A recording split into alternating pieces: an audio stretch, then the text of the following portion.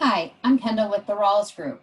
The old African proverb, "it takes a village," illustrates the essential nature of a team approach to succession planning. Succession planning is a complex endeavor.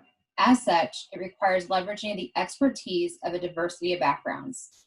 Collaboration and different expert opinions provides a 360-degree approach, ensuring the possible, probable, and potential issues impacting your long-term vision are addressed. To provide insight into common questions received from business owners, we are leveraging the village of our valued strategic relationships. As you listen to this episode, you'll be able to immediately apply the key takeaways and you'll come back for more.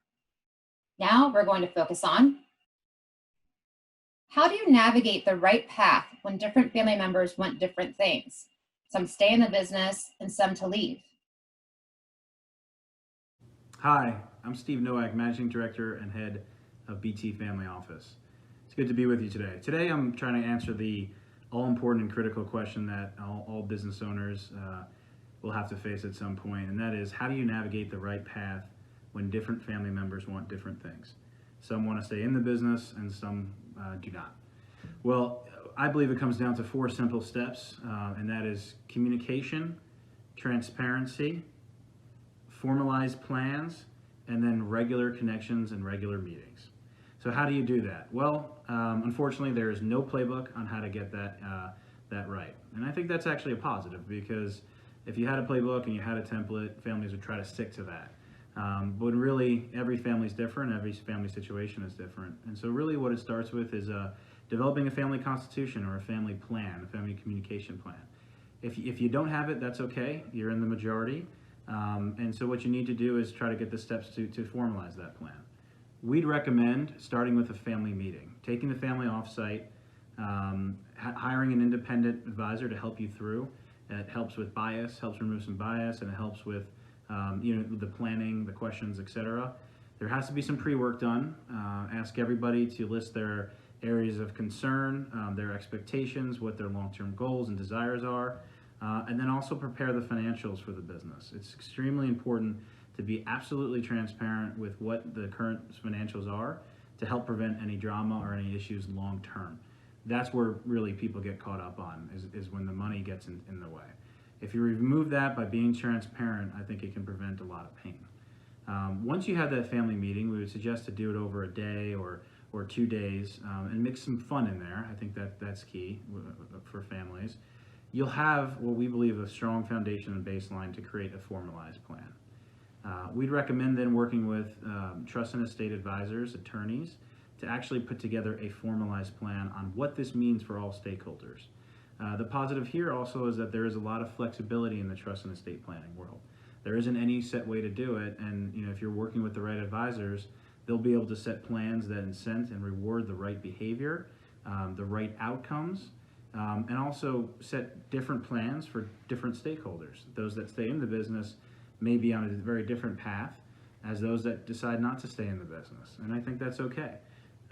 Once you get those elements done, circulate those plans to everybody and maybe reconvene people to air their concerns, to talk about sort of why this looks right and why that doesn't look right, what's fair, what might not be fair. Allow people to have their voice be heard. Once that happens, then you should have kind of a formalized constitution or a formalized plan of action. And then you set that in stone. And once that's formalized, it's something that we highly recommend you visit on a very regular basis. Actually, the families that we think do this best typically meet anywhere from 1 to 4 times a year to review status quo or what's happening with the business, to address any family concerns or any deviations from what originally was planned. And so we recommend doing this like 1 to 2 times a year, and do it off-site. Have some fun, mix it in. People go to the beach, go to a ski lodge, whatever works for the family. And that's kind of it. So let's recap the 4 things that we think really work, and that's communication, transparency, a formalized plan, and then regular discussions and regular meeting. Thank you so much. Part of what this does is give you an opportunity to understand that people can stay in the business or they can leave the business, and it can still be a family business. It just may not have all of the family members in it. The only limits as to how we accomplish these things are those of the imagination. So part of what we want to take a look at, and part of what's holding some people in the business, is they think that they have to be part of the business to support the kind of a lifestyle that they've grown accustomed to. So part of what we have to do, or what we would suggest that you do, is talk to them in terms of some good solid financial planning on their part, and helping them understand what kinds of things are open to them as possibilities. Your personal estate planning also means that in some cases, you may have to sit down with some of the family members and talk to them about the legacy. And the legacy is something that you may want to reframe, because what we find in many instances is that the generation that's currently controlling the business or the family business believes that the business itself may be the legacy. So part of what you want to begin to consider is that maybe the business is not really the legacy. Maybe the business is just the goose that has funded the kinds of things that your family has been able to accomplish.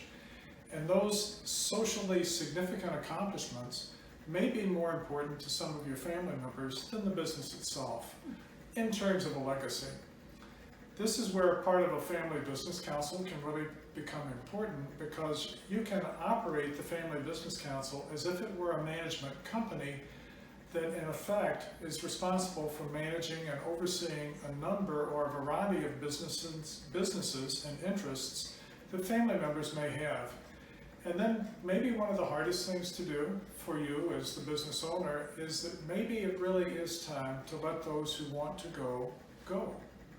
And part of what you can explain to them is that the consequences, or the decisions they make, are going to have consequences.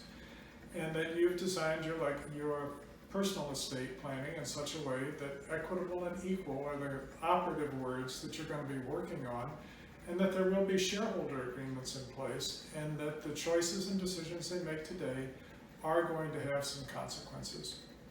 So it's important that you understand that the key is the definition of what is the family legacy. So that's where you really begin, and you need to talk with each of the members in the family to say, what's important to you, and where would you really like to go with this? Try that and see if that doesn't help you begin to bring some harmony back into your family. It's worked very well for many of our clients, and it probably will work well for you too, if you approach it from the standpoint of being open and understanding and accepting what it is that your family members really want to do. If you have any further questions, feel free to give us a call. Thank you. Thank you to our strategic partners, The Village, for participating and sharing your perspective. Do you have a burning question you want to discuss with an expert? Feel free to submit it via the Ask an Expert link featured on the page. Continue to listen to the series now, or come back later for more. Each question featured may want you to learn something new.